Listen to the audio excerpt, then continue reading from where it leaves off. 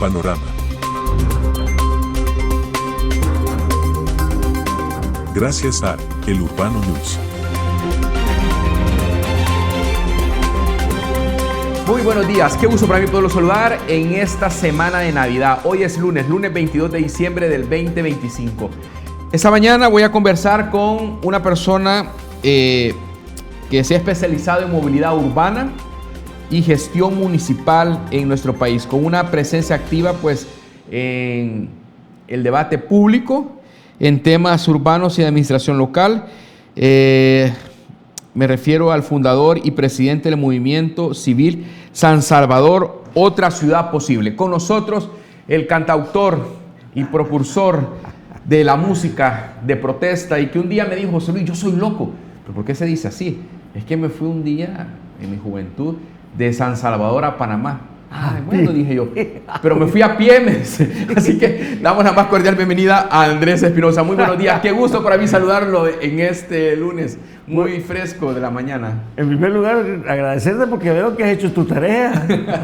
A veces se conoce poco esa parte de mi vida, de que hago música. Yo he sido parte de un grupo de música tradicional salvadoreño muy conocido en la época de la guerra, el Yolocán Baitá.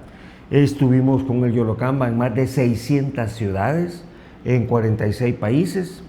Y bueno, por decir algo, en Vancouver, Canadá, cuando cantamos nosotros ahí en una playa, había más de 60,000 personas. En Londres cantamos en el Queen Elizabeth Hall, cantamos con Joan Manuel Serrat, con Mercedes Sosa, con Silvio Rodríguez, en fin, con los grandes de los grandes. Y bueno que lo recordás. Y me acordás un poco de ese pasado. A mis 16 años me fui a pie hasta Panamá. Eso es verdad. Vago profesional. Ahí me gradué de vago, mira. Qué alegría para mí saludarlo. Gracias por estar acá, don Andrés. Gracias a ustedes por esa fiel sintonía. Esta mañana pues estamos, como todas las mañanas de lunes, miércoles y viernes, en 2 canales de YouTube transmitiendo en vivo. Cuando son en nuestro país las 6:05, estamos en Tribuna SB y estamos en Urbano News. Gracias por esa fiel sintonía, gracias por reportarnos pues dónde nos sintonizan, por compartir sus comentarios. Y hoy vamos a hablar de la ciudad de San Salvador y cómo esa ciudad de San Salvador, maravillosa como dijeran en Río de Janeiro, se está convirtiendo como un referente tanto en el hemisferio sur como en Latinoamérica, como en Europa. Hoy vamos a comparar pues ese centro histórico con la Ciudad de México, con Nueva York, con París, con Londres. Va a ser algo extraordinario, y con Buenos Aires, por supuesto. Y cada una de esas ciudades las conoce Andrés, así que vamos a poder hablar un poco sobre ello. Don Andrés, me gustaría saber cómo mira la ciudad en Navidad de San Salvador. Bueno, ¿qué te puedo decir? Para empezar, como dije hace un momento, yo he viajado muchísimo y conozco muchísimas ciudades. Yo soy un enamorado de la urbe, y entre más viajo, más me regreso a mi país. Estoy perdidamente enamorado del país que me vio nacer, y precisamente por eso es que seguimos aquí tratando de luchar por tener un mejor país, tratando de aportar lo poco que sabemos para que la vida misma en El Salvador pues tenga posibilidad de desarrollarse para todos. Y en ese contexto siempre he estado muy metido en el tema urbano. ¿Por qué me metí yo en el tema urbano? Sí, señor. Cuando yo fui concejal de la alcaldía, cuando en el primer gobierno de este alcalde, que si usted tiene más de 40 probablemente lo recuerde, Héctor Silva Argüello, no sé si lo recordarás. Sí. De hecho, fui alcalde de San Salvador. 6 días nada más. Designado. Pero fui alcalde. Un viajecito que se echó el Héctor me dejó cuidándole la tienda. Por cierto, coincidió con la llegada, la primera vez que vino a El Salvador, este cantautor español llamado Joaquín Sabina, con quien no he podido cantar nunca, pero eso sí, a mí me tocó darle las llaves de la ciudad y todos los reconocimientos que la urbe permite a artistas de ese nivel. Ahora, San Salvador en Navidad. Lamentablemente, El Salvador tiene 2 El Salvador. Un El Salvador que está,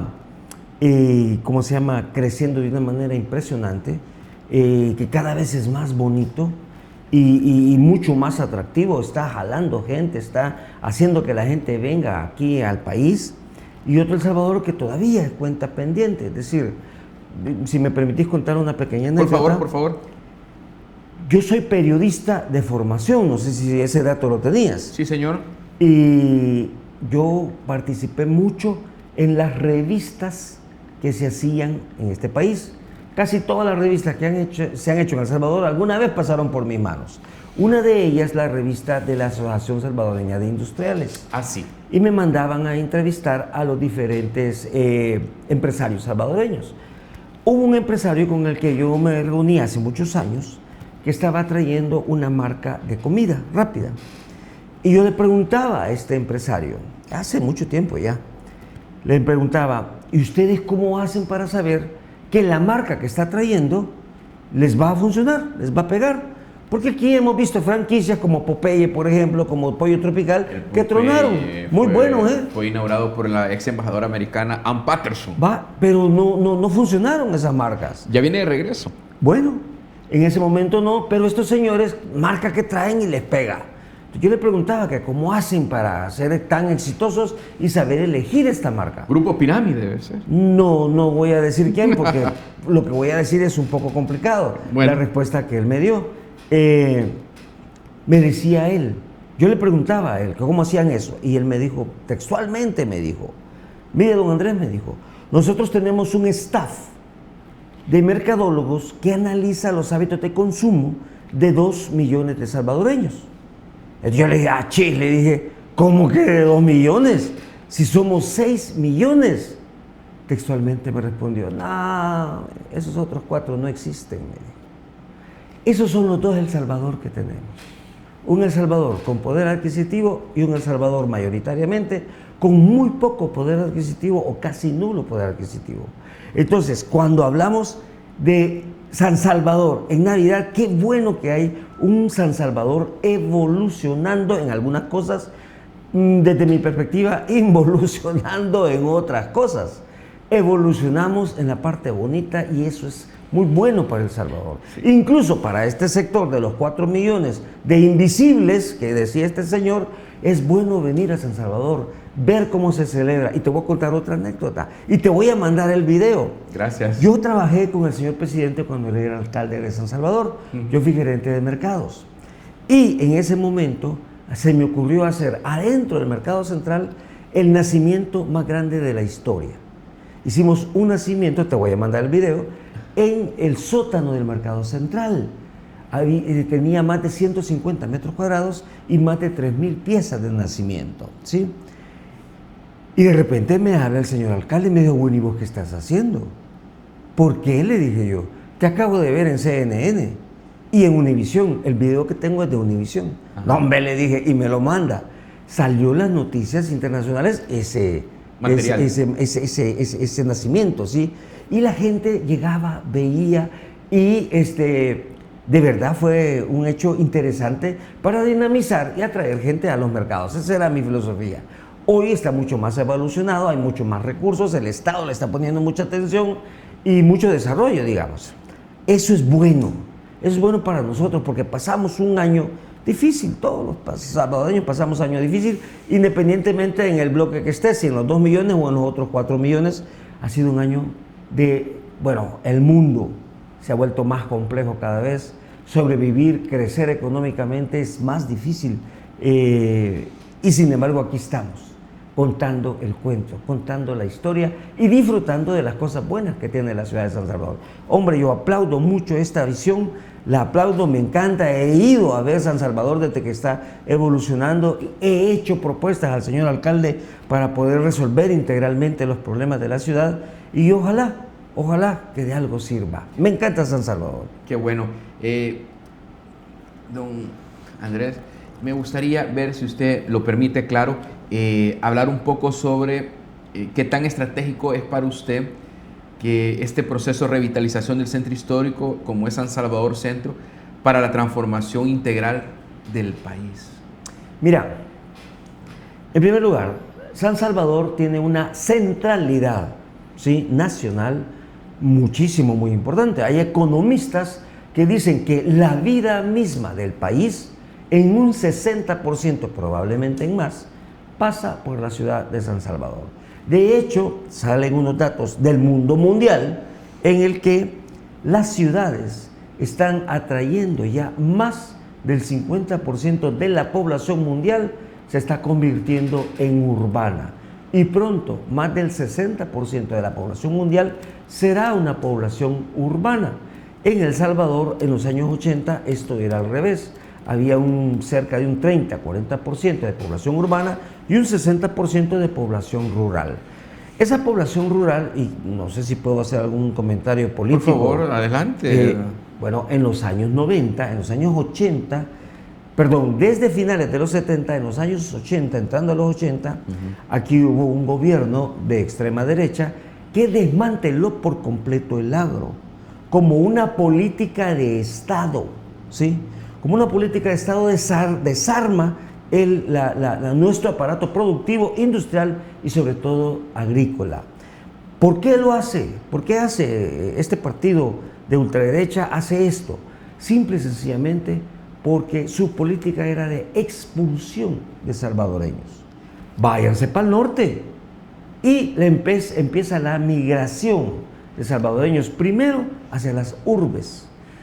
Pero el objetivo fundamental de la gran mayoría de gente que salió era irse para el norte, para Estados Unidos. Mucha de esa gente no pudo irse para Estados Unidos y se quedó en los grandes centros urbanos, generando cinturones de miseria, donde más se radicalizó todo el tema de lo que se llama desigualdad social. Pero así, bueno, llegamos solo en los Estados Unidos, se habla de que hay 3 millones de salvadoreños. Yo creo que habrá unos 3 millones en todo el mundo fuera de El Salvador. Se dice que en Estados Unidos hay cerca de esos 3 millones. Eso significa que un buen pedazo de la población se nos fue. Que ya no los quieren regresar es otra cosa. Pero bueno, y esa población ha sido la que ha alimentado en buena parte la economía nacional. Entonces, eso genera problemas urbanos, genera muchos problemas urbanos, la desigualdad, la pobreza. Y eso implica plantearse a los gobiernos, o debió haber implicado plantearse a los gobiernos, sobre todo municipales, cómo desarrollar las ciudades. ¿Y qué significa desarrollar? La palabra desarrollo tiene muchas acepciones. Entonces, una de las cosas en que nunca como salvadoreños nos hemos puesto de acuerdo es qué significa desarrollo. Te pongo un ejemplo sobre la palabra desarrollo. Cuando se firman los acuerdos de paz, en 1992, ¿sí? En esos primeros 5 o 6 años, la economía salvadoreña creció al 9% anual. 9% el año que más creció. Y el año que menos creció andaba arriba del 5%. Y fueron los años en los que se instalaron, radicalizaron y desarrollaron aquí las maras. ¿Cómo es posible entonces, si El Salvador crecía económicamente tanto, se genera un movimiento delincuencial que su caldo de cultivo no es la pobreza, sino la desigualdad? Entonces no basta. Bueno, ahí hay que entender entonces qué significa la palabra desarrollo. Interesante, porque nos pone en perspectiva sobre de dónde venimos, a dónde estamos y hacia dónde nos dirigimos como ciudad. Porque usted tiene un libro ahí que se puede proyectar cuando usted lo edita a lo que estamos viviendo ahora. Cómo la ciudad ha ido evolucionando, cómo el centro histórico ha podido resplandecer, porque toda esa vez estaba escondida en algún lugar. Sí. En lo personal creo que hay que entender, si vamos a dedicarnos al tema urbano, hay que entender de dónde salen las ciudades y por qué salen las ciudades. ¿Sirve de algo la ciudad o solo genera complicaciones? Nosotros como movimiento hemos hecho un estudio bastante profundo y nuestra teoría dice que las ciudades, sobre todo las ciudades primitivas, empiezan a formarse, su embrión nace por una necesidad concreta, y la necesidad concreta es resolver sus problemas. El ser humano primitivo se da cuenta que solo es más difícil resolver sus problemas. Cuando lo atacaba un tigre de dientes de sable, lo que sea, pues el tigre se lo comía si estaba solo. Pero si encontraba un núcleo poblacional de 2, 3, 5 familias, se podían defender más fácilmente. A la hora de cazar es más fácil cazar. A la hora de protegerse, cuidarse, encontrar lugares donde vivir. Es decir, al responder al instinto gregario de los seres humanos, se van empezando a formar las ciudades. Posteriormente, el ser humano descubre el cultivo y allí es donde en realidad nacen las ciudades. Nuestra teoría es que las ciudades nacen ¿para qué? Resolver problemas. Y a resolver problemas nosotros le llamamos actividad económica. Conclusión, las ciudades nacen para generar economía. Y si te fijas, como ya dije anteriormente, ¿sí? Algunos economistas dicen que la economía y la vida misma de la ciudad de San Salvador anda por el 50 o más, casi el 60% de la actividad económica. Esa centralidad del centro causa dos grandes situaciones, una en positivo, otra en negativo. En positivo es que genera economía y genera oportunidad. Por eso la gente emigra a las ciudades, porque ve que en la ciudad hay la posibilidad más fácil de encontrar trabajo, sobre todo cuando el agro ahorita está totalmente desactivado o muy desactivado, digámoslo. Ha habido algunos esfuerzos interesantes, pero sigue desactivado. Entonces la gente no resuelve su problema de vida en su lugar de origen y se viene para las ciudades, sobre todo para San Salvador. Hoy ya no se puede ir para el norte. ¿Por qué? Bueno, ya estamos viendo todo lo que pasa con los migrantes sí, señor, que están en Estados Unidos. Y migrar ahorita realmente es prácticamente imposible. Es cierto, hay mucha gente que se está yendo para Europa, pero hasta Europa se nos ha puesto muy difícil. Tenemos que resolver. Bueno, Europa está en guerra ahorita. Bueno, Europa está en guerra y bueno, está en guerra en dos frentes. La guerra misma en Ucrania, que tiene un significado muy importante para toda Europa, pero también la guerra misma interna. Hay una guerra ideológica en Europa y toda la culpa nos la echan a nosotros, los migrantes. Todos los que no son chelitos, nacidos, bueno, incluso a la población, sobre todo de raza negra, nacida en los países europeos, hombre, la están tratando de una manera impresionantemente mal. Cuando somos los migrantes, motor de las economías también de los países de acogida. Ahora, en 2024 usted hizo una propuesta cuando se iba a fusionar esta nueva estructura territorial política. Usted habló de gobernanza y escala de megamunicipios. Habló cómo administrar eficientemente 72.25 kilómetros, que era San Salvador, cuadrados, a 141.6 kilómetros, casi duplicando la población. Ese es el reto. Las municipalidades son la instancia más cercana a los ciudadanos. Cuando a un ciudadano no se le recoge la basura en la calle, no va donde el presidente, va donde el alcalde. Y si sabe dónde vive, que de seguro sabe dónde vive, pues va y le tira. Ha habido muchos casos que le van a tirar la basura a su casa. La instancia más cercana del ciudadano es la municipalidad. Este proyecto de integrar, yo entiendo este proyecto de integración de municipios. ¿Por qué? Porque la atomización de municipios, que eran 262 municipios, pues ese modelo no había sido lo más eficiente que se buscaba. Es más, esa dispersión de municipios abrieron las puertas a que muchísimos alcaldes, no todos, pero la gran mayoría, pues tuviera un manejo discrecional de los recursos y muchas veces, tanto en los alcaldes como en funcionarios, esto podía abrir la puerta para corrupción. Es decir, te doy el contrato para que repares las calles, pero a mí me das tanto, ¿verdad? Y esa era una práctica bastante generalizada. Cuando se plantea esta desatomización de municipios, en ese sentido, yo dije, hombre, esa es una buena idea. Pero no solamente es una buena idea, sino que puede permitir el mayor control de los recursos, mayor fiscalización de los recursos y más eficiencia en la aplicación de soluciones. Ahora, lamentablemente, no ha sido del todo así. Pero, ¿qué es lo que hay que hacer de aquí para adelante? Fortalecer el sistema.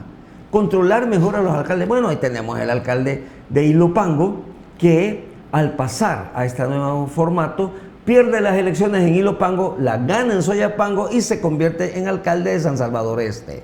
Pero en Ilopango salía terriblemente evaluado, terriblemente evaluado. Bueno, en ese municipio han cambiado de alcalde casi cada 20 días, ¿verdad? Ya quitaron al señor Chicas, quitaron al otro, acaban de quitar a este. Hombre, bueno, la señora famosa, aquella que iba a hacerse cosas a Colombia.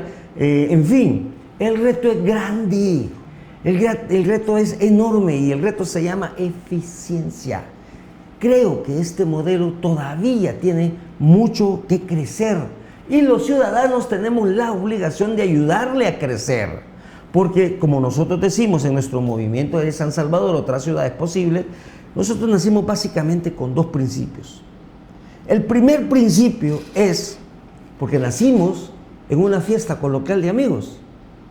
Y como todo, como buen salvadoreño somos criticones, ¿verdad? Y empezamos a criticar cosas que no nos gustaba de la administración pública de hace 15 años.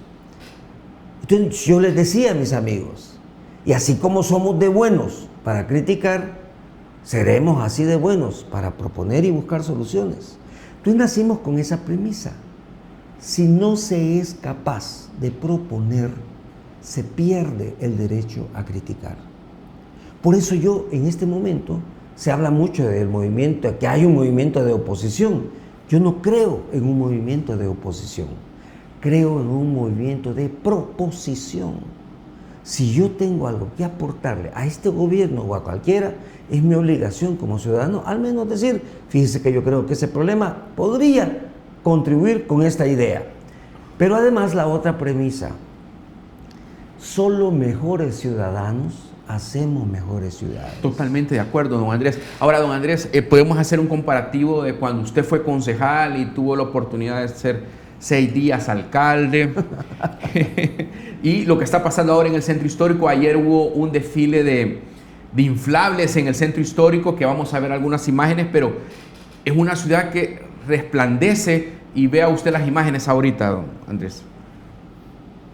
Esa concentración de personas en el centro histórico. Esa es la avenida Cuscatlán, que conecta pues todo lo que tiene que ver con la Juan Pablo II y San Jacinto. No sé si usted conoce el desfile Macy's que se hace un día antes de Acción de Gracias. Vemos un lleno total del centro histórico. Se tiene el registro que el 15 de septiembre del 2025, cuando los hermanos Flores estuvieron en la Plaza Gerardo Barrios, en el frontis del Palacio Nacional, se logró un total de 1 millón de personas en el centro histórico, y ahora la meta para diciembre es 2.6 millones de personas. ¿Cómo se alcanza eso a lo que usted tenía cuando estaba como concejal? Estaba creo que Héctor Silva o Carlos Rivas Zamora. Héctor Silva. Cuando yo fui concejal, Héctor Silva Zamora, y esas confrontaciones que había y las dificultades con los vendedores y esos intentos de recuperar el centro, a lo que estamos viendo ahora, en donde es un referente en el hemisferio sur, el centro histórico. Cuando nosotros éramos gobierno, nosotros liberamos la Plaza Morazán. Ajá. ¿Sí? De ventas.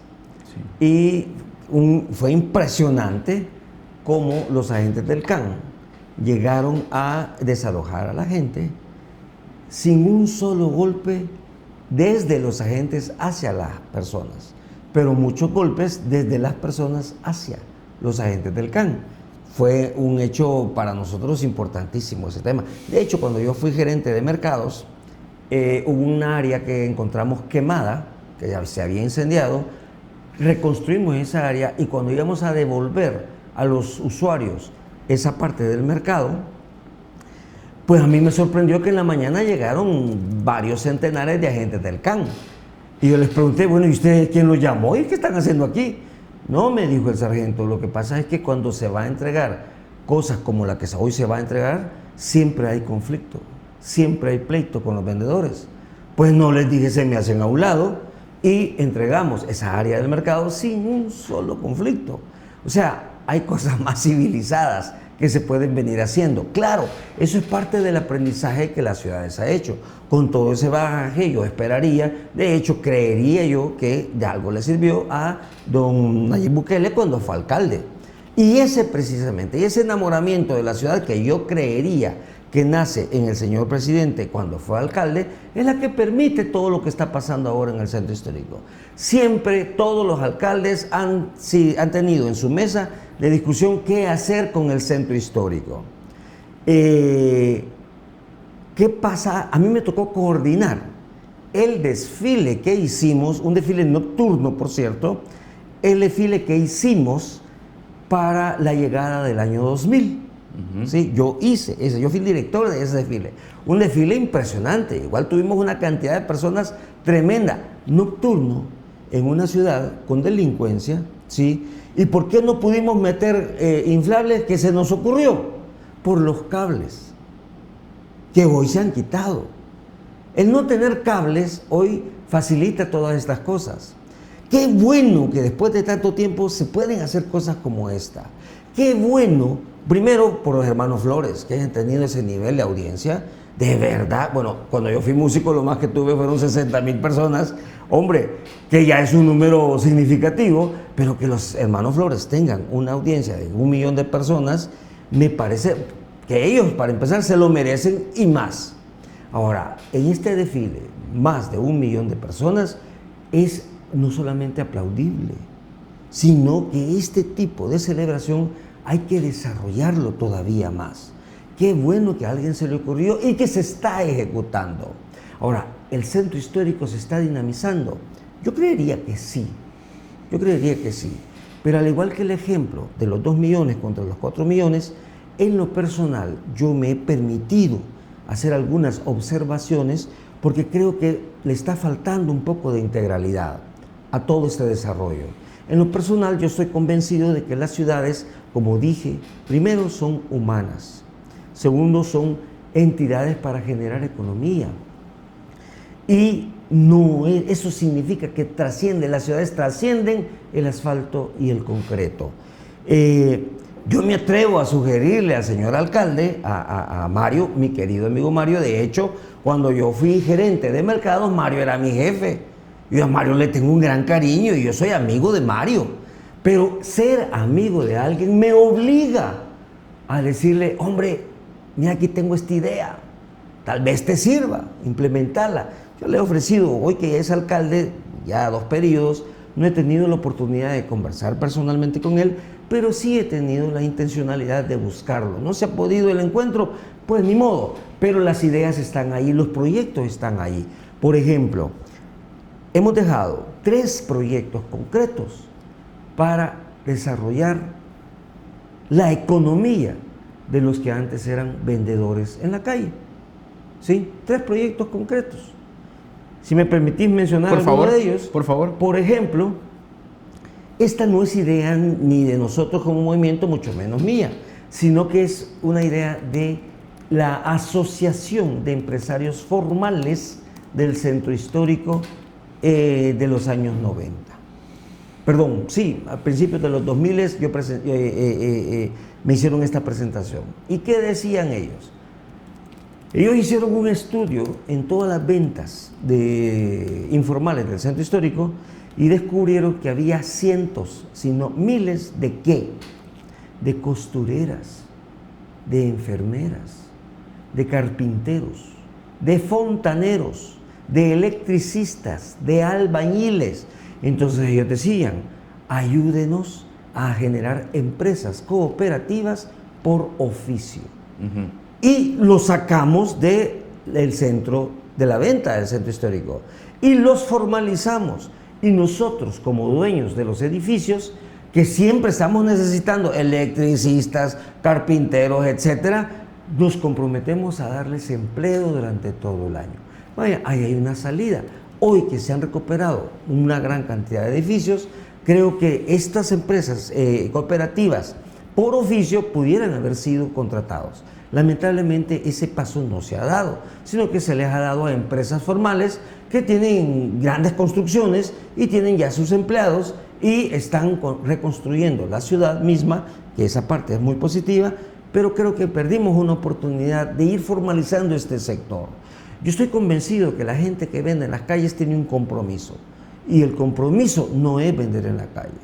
Como alguna vez le dije a Mario, el éxito no es sacar a las personas, perdón, eso lo empecé a decir cuando estaba este señor que le dicen bien feo, por cierto, en vez de alcalde, no era Mario Valente era este señor que se peina para atrás, ¿cómo se llama?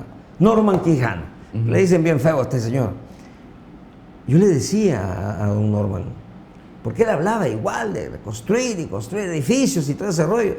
Yo le decía, mire, quítele un poquito de monumentalidad y póngale otro poquito de humanidad. Construyamos una ciudad para toda la gente. Y para estar todos en la ciudad necesitamos desarrollar economía, que fíjate, es un principio eminentemente capitalista. Si esos 2 millones de personas sostienen el mercado salvadoreño y hay familias que se han hecho ultra multimillonarios con 2 millones en el mercado, ¿qué pasaría si desarrolláramos economía en esos otros 4 millones? Estos empresarios que se han hecho mucho dinero con 2 millones, crecería su economía. Y eso es democratizar el sistema capitalista, sí, pero entonces generemos mercados. Perfecto, vamos a nuestra primera pausa. Amigos, cuando volvamos, don Andrés Espinosa se enfrenta a algo que ya se ha vencido, las pandillas. ¿Qué pasó con las pandillas en San Salvador? ¿Cómo se vencieron a las pandillas y cómo se están condenando? ¿Por qué las pandillas hicieron estas alianzas con el Frente Farabundo Martí para la Liberación Nacional? ¿Por qué estas pandillas hicieron estas alianzas con Alianza Republicana Nacionalista Arena? ¿Y cómo se ha judicializado esas alianzas con las pandillas? Regresamos con los condenados. Volvemos. Con Bilance Pyme te brindamos gestión de ventas, compras, facturación electrónica, proveedores, clientes e inventario. Facilita la administración de tu empresa con Bilance. La ciudad cuenta tu historia y nosotros la iluminamos, llevando tus mensajes a cada rincón. Nuestro equipo trabaja con pasión y compromiso para que tu marca brille y se conecte de una manera única con las personas.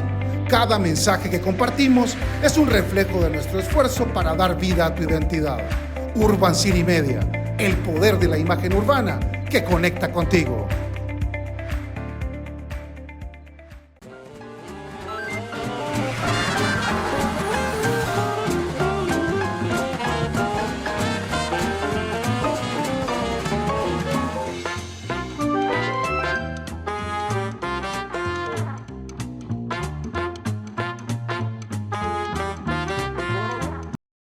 Por décadas, las familias salvadoreñas que sufrieron el flagelo de las pandillas nunca tuvieron justicia. Miles de asesinatos, desapariciones, violaciones y extorsiones quedaron en la impunidad. Ahora, el Ministerio Público Fiscal ha garantizado la justicia para más de 169 víctimas, logrando reunir abundantes pruebas en contra de 248 terroristas, miembros de la clica TLS de la MS-13. En este proceso, la Fiscalía logró que los pandilleros fueran sentenciados a prisión por 43 casos de homicidio agravado, 42 casos de desaparición de personas, 3 casos de feminicidio agravado, 86 casos de extorsión, 29 casos de proposición y conspiración en el delito de homicidio, 32 casos de procesos por actos preparatorios en tráfico ilícito, 5 casos de utilización u ocupación ilegal de inmuebles, entre otros. Entre los casos más graves se encuentra la desaparición y homicidio de los hermanos Toledo, ocurrido en diciembre del 2021, y la desaparición y feminicidio de la futbolista Claudia Jimena Granados, ocurrido en octubre de 2021. Estos criminales han recibido condenas ejemplares de hasta 1.335 años de cárcel. Así también se garantiza a la población salvadoreña de que el cáncer de las pandillas no regresará a las calles. Esto demuestra la efectividad del combate hacia el crimen organizado, desarticulando estructuras que por muchos años operaron, incluso con la protección de los antiguos gobiernos. Eduardo Trujillo,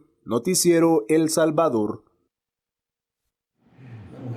Bueno, ahí vemos el problema de las pandillas. Las pandillas estaban en los gobiernos del FMLN, estaban en los gobiernos de Arena. Ahora, las pandillas no están en el centro histórico, don Andrés. Mira, y eso es muy bueno. Si en algo he apoyado a este gobierno, es en la represión del delito. Hombre, poder salir a la calle sin que te maten, imagínate qué lujo el que tenemos ahora. Imagínate qué lujo. Y eso evidentemente ha propiciado varias cosas. Una de las cosas que yo le recomiendo a la familia salvadoreña en los lugares donde ha desaparecido este fenómeno de las maras es que ayudemos a generar economías locales. Si usted antes iba 2, 3 veces a comer al pollo no sé qué, hombre, destine una vez a comer pupusas donde la señora que puso una pupusería a rayete que ya no están las maras. Si usted iba al supermercado una vez a la semana, una vez por lo menos de esas 4, vaya a comprarle a la vecina que puso una tienda. Eso significa hacer economía local. Aportémosle a la economía local. Qué bueno que las maras ya no existen. Lo que tenemos que hacer es que nunca regresen. ¿Y qué tenemos que hacer para que nunca regresen? Uno de los primeros pasos que hay que dar es fortalecer las economías familiares, que yo entiendo que cuando el señor presidente lanzó su candidatura a un segundo periodo, sí, él señor. dijo eso, nos queda de tarea la economía. Y eso es lo que no solo es responsabilidad del presidente y los gobiernos, también es responsabilidad nuestra. Y mira, algo maravilloso que está pasando aquí es el tema del emprendedurismo. ¿Qué quiere decir emprendedurismo? Que los salvadoreños andamos en la rebusca permanente, pero rebuscar no significa construir cosas alternativas. Comprémosle a la gente que anda en esa lucha, ¿sí? Y hoy los medios electrónicos nos dan facilidad de que alguien que vende zapatos, probablemente es más eficiente vender zapatos en línea que salir al centro histórico a vender zapatos al que vaya pasando. Tenemos que ser parte de la solución, toda la gente, toda la ciudadanía. Y ahí estamos construyendo una ciudad inclusiva. ¿A partir de qué? Del esfuerzo ciudadano, de las nuevas herramientas electrónicas y sobre todo de la empatía de los salvadoreños. Que mira, no hemos tocado el tema del transporte, de la movilidad, que es uno de los temas que a mí me apasiona. Son 706,000 personas que se movilizan en toda esta urbe, tanto en San Salvador como conectando el interior del país, occidente, la zona norte y la zona de oriente. 1.2 millones tengo yo de datos. Yo estoy hablando de transporte millones. público. Transporte público, Sí. porque está la movilidad ya, Sí, las personas en los vehículos particulares. Vaya, ese es un dato que sería interesante Discutirlo, profundizarlo. conocerlo. Mira, el señor Héctor Silva, el alcalde Héctor Silva, yo soy músico, soy periodista de formación y alguna vez, aunque no me lo crea, hice deporte, jugaba básquetbol. Me fascina el básquetbol. Nunca jugué fútbol porque una vez me dieron una patada en la boca y quedé más feo de lo que soy. Pero bueno, el tema es que teniendo yo esas 3 temas de interés, Héctor Silva me dice, mira, te vas a hacer de cargo del tema de transporte de la ciudad. Ahí sí, casi lo ahorco. Yo le decía, Héctor, pone un ingeniero allí, pone un arquitecto. No, me dijo, te quedas vos allí, punto. Muy democrático, por cierto, esa decisión. Claro, a los 2, 3 meses yo estaba agradecidísimo. Es como cuando don Nayib me puso en el sistema de mercados. Claro. Yo le dije a don Nayib, yo no quiero ser gerente de mercado. Tengo testigos de esta conversación, yo estaba en la ciudad de Los Ángeles cuando me llamó. ¿Y por qué no quería ser gerente de mercado? Porque de mercados no sabía nada. Y yo creo firmemente que la corrupción comienza cuando vos aceptás un puesto en el que sabes que no sabes. A partir de ahí empieza la corrupción. Con experticia y todo lo Pues demás. sí, pongamos un experto, le decía yo a don Nayib. ¿Cuál fue el acuerdo con él? Que yo le iba a sostener la peña en el mercado 3 meses, nada más. Y en 3 meses íbamos a buscar a alguien que sí supiera de mercados. Lamentablemente ese personaje no apareció. Entonces yo tomé una decisión con mi equipo. Bueno, ya estamos aquí, jineteemos el caballo, tenemos 2 opciones. La primera es aprender. Si no estamos dispuestos a aprender, agárrate de la mano y te salís, como decíamos cuando éramos bichitos. Y la segunda que nosotros tomamos la decisión fue soñar. Soñar con un sistema distinto. De hecho, yo recuerdo una llamada que me hizo el señor alcalde en aquel momento y me dijo, mira, me dijo, ¿el sistema de mercados se puede mejorar? Yo le dije, no, no se puede mejorar. Tenemos que sustituirlo por otro sistema. Y le deseo la mejor de las suertes a este nuevo sistema que se ha anunciado. Es una visión distinta de mercados y yo la aplaudo. Y le deseo que de verdad funcione. Porque si no funciona, entonces nos vamos a ver amolados todos los salvadoreños, como parte integral de todas las necesidades que tenemos como país. Ahora, volvamos al tema de la delincuencia. Mira, las maras, y yo a usted me voy a permitir hacerle una recomendación si quiere entender el fenómeno de las maras. Si usted quiere entender el fenómeno de las maras, mira, solo hay que oír una canción, una sola canción de un grupo mexicano de rock, que por cierto son los primeros que cantaron rock en español en América Latina junto a Charly García en Argentina, que se llama El Tri. Oiga una canción del Tri. Alex Lora. Alex Lora, sí. Fue el primero que cantó en español. Parece fácil. Rock, sí, imagínate. Y imagínate la edad que ha de tener el Alex, a quien tuve la oportunidad de conocer y saludar en una radio alguna vez. A Charly García no he tenido la oportunidad de conocerlo. Ese tiró a la azotea, de la azotea. Este es el que se tiró 9 pisos, por Dios, a una piscina y no le pasó nada. ¡Qué barbaridad! Bueno, algún pacto con alguien ha de tener, porque todavía a esta edad sigue haciendo música. Sí. Es un genio, Charly. Sí. Ahora, Alex Lora tiene una canción que se llama Niño sin amor. Óigala. Ahí explica claramente por qué el fenómeno de las maras. Y el fenómeno de las maras es un fenómeno que no tiene que ver nada con la pobreza, pero sí con la desigualdad. ¿Sí? Lamentablemente, el origen de las maras es como una necesidad y se convirtió en una tierra fértil para el crimen organizado, que es lo que nos terminó de amolar a todos nosotros. Y mira, hay una cadena de televisión, no sé si puedo decir el nombre de esa cadena de televisión. Bueno, hace 2-3 meses, esta cadena que se llama TCS, dio un dato que a mí me aterró. Dijo, en El Salvador, 6 de cada 10 personas en edad económicamente activa no tienen empleo. 6 de cada 10. A mí me aterra. Como me aterra el tema del transporte. Vaya, suponete que yo creo, según mis datos que yo tengo, es 1.2 millones de personas que se mueven en el sistema de transporte de la ciudad de San Salvador. Vos tenés el dato de 700 y pico mil. Cerrémoslo en medio, es 1 millón de personas más o menos. Digamos que es más o menos 1 millón de personas que se mueve diariamente en la ciudad de San Salvador en el sistema de transporte. Según la Mesa Nacional de Transporte, ya que nos metimos en este tema, según la Mesa Nacional de Transporte, una persona que usa ese sistema pasa entre 4 y 4 horas y media diarias metido en un bus. Si vos multiplicas eso por 365 días, te sale 62 y pico de días. Pasás 2 meses del año sentado, metido en un bus. Si le pones dinero a esos 2 meses, ojo, días de 24 horas, pero ponerle que fueran días laborales. Son $408 el salario mínimo, quiere decir que cada salvadoreño está invirtiendo en ir sentado en un bus 2 salarios mínimos. Ahora multiplica $816 de cada salvadoreño por ese millón. ¿De qué estamos hablando? Diario.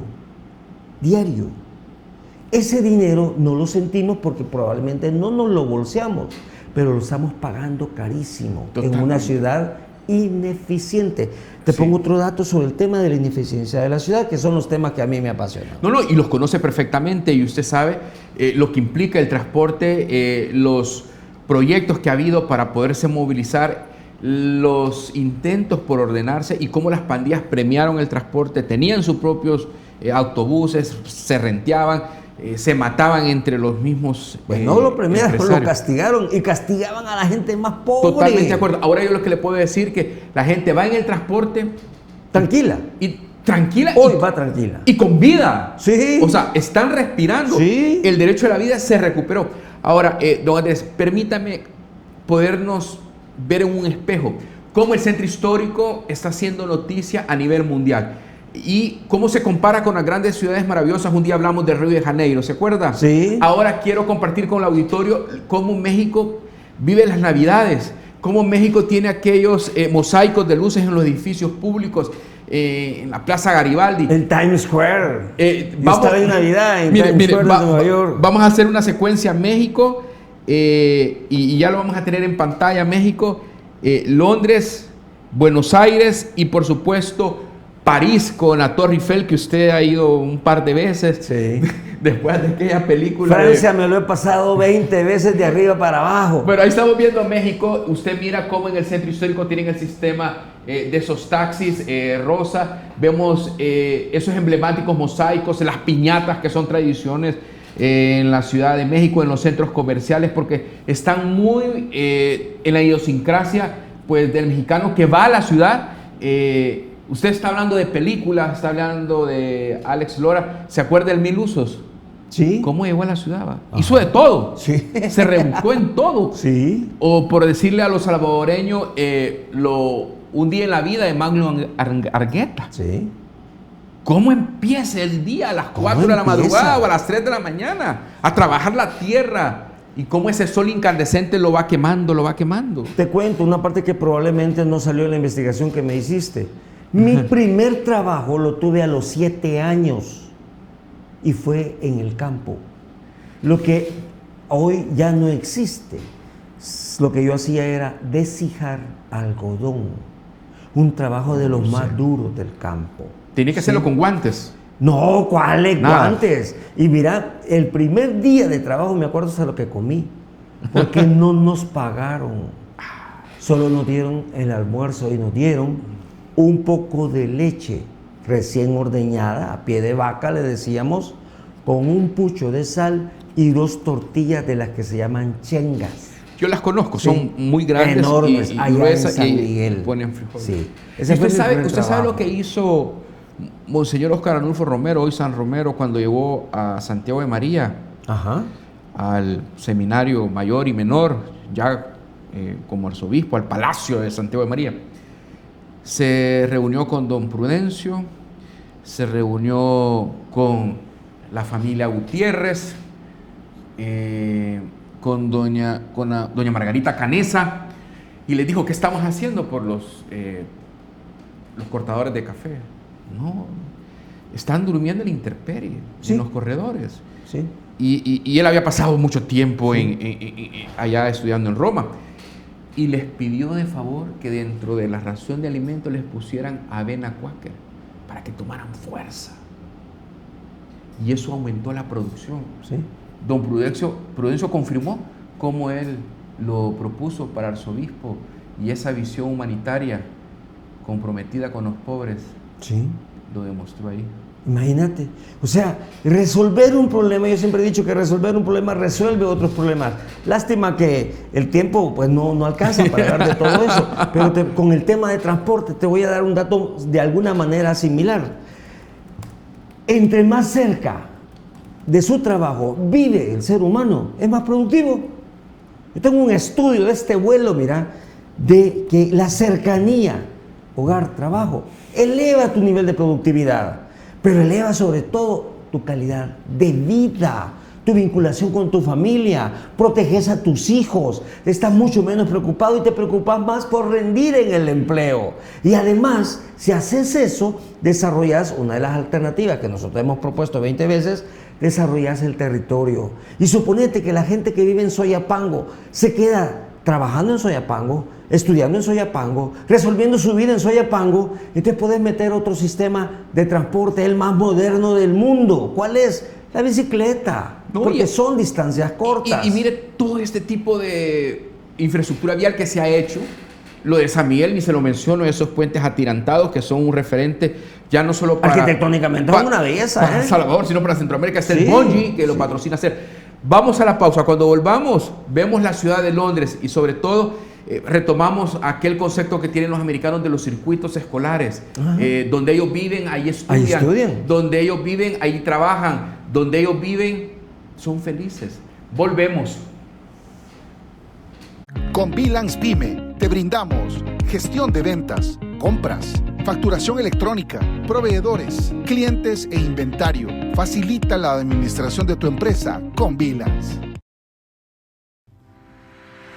La ciudad cuenta tu historia y nosotros la iluminamos, llevando tus mensajes a cada rincón. Nuestro equipo trabaja con pasión y compromiso para que tu marca brille y se conecte de una manera única con las personas. Cada mensaje que compartimos es un reflejo de nuestro esfuerzo para dar vida a tu identidad. Urban City Media, el poder de la imagen urbana que conecta contigo.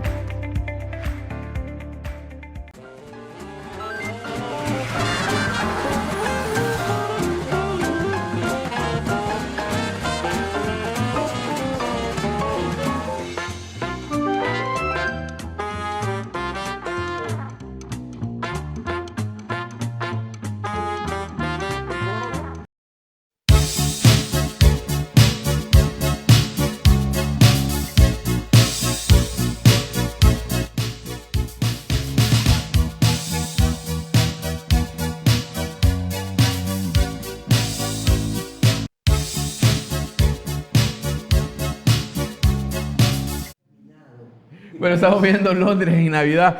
Hay muchas más ciudades. Hablemos de su libro, casi terminando, don Andrés. Mira, bueno, yo soy tan enamorado de la ciudad de San Salvador y las cosas que están pasando y que pueden llegar a pasar todavía más en la ciudad de San Salvador, que en mi vida privada, como dije, soy periodista, yo tengo una pequeña editorial, hago libros y revistas. Pues las revistas han desaparecido, pero ya pronto vamos a lanzar una revista turística. Y me he metido en el tema del turismo. Los turistas que vienen a El Salvador quieren llevarse algo tangible, algo que puedan tocar y ver. Piden mapas, piden revistas, piden postales. Entonces, en vez de hacer postales, yo decidí hacer un libro sobre la ciudad de San Salvador que se llama San Salvador como nunca. Como nunca lo has visto. ¿Y qué quieres? ¿Qué recoge aquí? La gran mayoría de los grandes símbolos de la ciudad de San Salvador. Iglesias, edificios históricos, etc. Es un recorrido fotográfico y hablamos un poquito de la historia misma de la ciudad, cómo nace la ciudad de San Salvador, etc. Ojalá, bueno, hoy en estas Navidades, sobre todo a los salvadoreños que vienen del exterior, es un excelente regalo. ¿Y cómo lo puede adquirir? Simple y sencillamente mandándome un WhatsApp al 7850-0695. No me vayas a cobrar la publicidad, por favor. No. 7850-0695, cuesta $26 este libro. El libro más que se parece más a este que está en el mercado anda arriba de los $45. Creo que tenemos un buen precio y además un maravilloso producto. Ya lo estamos comercializando bastante bien. Que se lo lleve su pariente o regáleselo a un pariente. Don Andrés, qué privilegio para mí reencontrarme con usted, ver lo enamorado que está de la ciudad posible de San Salvador, tener esa visión de ese sueño que usted tuvo, de seguir creyendo que es posible y reconocer las transformaciones que ha tenido la ciudad capital. No espere que el funcionario le resuelva sus problemas. El país va a cambiar de abajo para arriba. Y esto lo dije cuando ganó Mauricio Funes. El que esté esperando que de arriba le vengan a solucionar sus problemas, que se siente y que espere sentado. Solo de abajo para arriba realmente vamos a transformar el país. Tenemos mucho que aportarle como salvadoreños.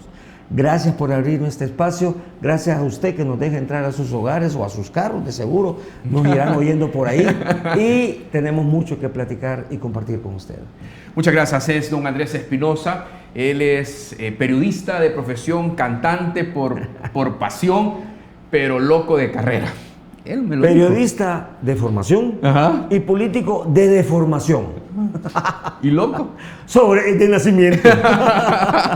Gracias. Esta mañana del próximo, del miércoles 24 de diciembre, retomamos nuestra conversación con Santa Claus y hablamos sobre la importancia de la reflexión, el valor del sentimiento de la natividad y cómo los niños encierran la importancia del valor de estas fechas. Así que los espero y para recordar esta extraordinaria entrevista que hemos tenido con el gran personaje, gran actor histriónico, Luis Peña. Hasta la próxima, si Dios lo permite. Muy buenos días.